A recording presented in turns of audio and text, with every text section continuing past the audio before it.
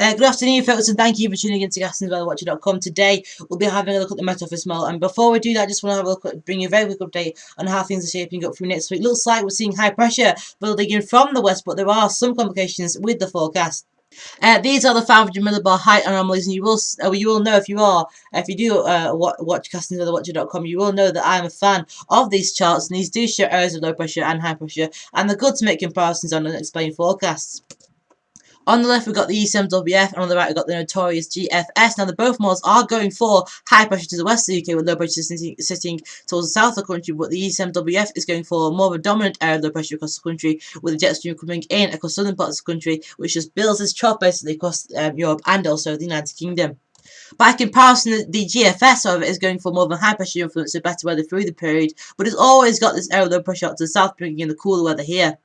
This is a forecast from Glasgow from the GFS ensemble for the next few days. Notice our temperatures do rise into the weekend after this weekend's rainfall. Rainfall tends to go lower through the weekend, but then it does start to rise through next week, indicating that it's the North UK Glasgow that sees the more the wetter influences go through towards the end next week, with jet stream coming into more the north of the country, with perhaps just a few floods literally just trailing over that area of high pressure.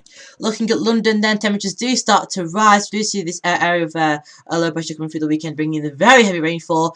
Rainfall does start to decrease through the week, indicating it better, but there always is still some rainfall there, and temperatures do start to rise, so do staying quite high through next week, around average for the time of year, so indicating that perhaps a build of pressure through into next week. Looking at the Met Office ensemble, normally for this months of summer, I do issue my summer forecast at the end of June, so do stay in tune for that one. This is issued every sort of season, by the way. I will validate my spring forecast at the same time as well, and this is for the jet stream atmosphere. Is going for 500 HPA, so over 500 millibar, and it's going for the months of June, July, and also August. I noticed we have got high pressure to the north of the United Kingdom, with low pressure to the south, indicating a slowly checking jet stream. Building confidence in this forecast of high pressure to the north and low pressure to the south will generally easily flow.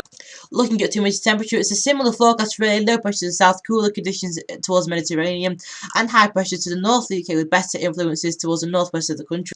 Looking at precipitation, it's a similar forecast, really. Cooler, wetter conditions to the south of the UK, with always a high pressure towards the north. So the Met Office model is sort of hinting at this idea of the north seeing the best of weather, and it's always the south and east of the country that see the cooler weather and the influence of precipitation through towards the months of June, July, and August. So there is a lot of uncertainty regarding the focus, as other models are going for a different story. But the Met Office model is going for this area of low pressure across Europe, which has been dominating the models, and an area of high pressure north of the country, building on this forecast of northwestern parts of the country seeing the best of the weather. So thank you very much for tuning in. Just want to leave you with this chart here, just showing you the uncertainties to go for next week. I do think it's going to be the western parts of the country that always see the best of weather and the warm weather, and the southeast that see the risk of thunderstorms, and the far north of the country that sees dampish sorts of coolish weather through next week period. So thanks so much for watching this forecast. Do tune into GastonWeatherWatcher.com to get all your regular weather updates, and see you later.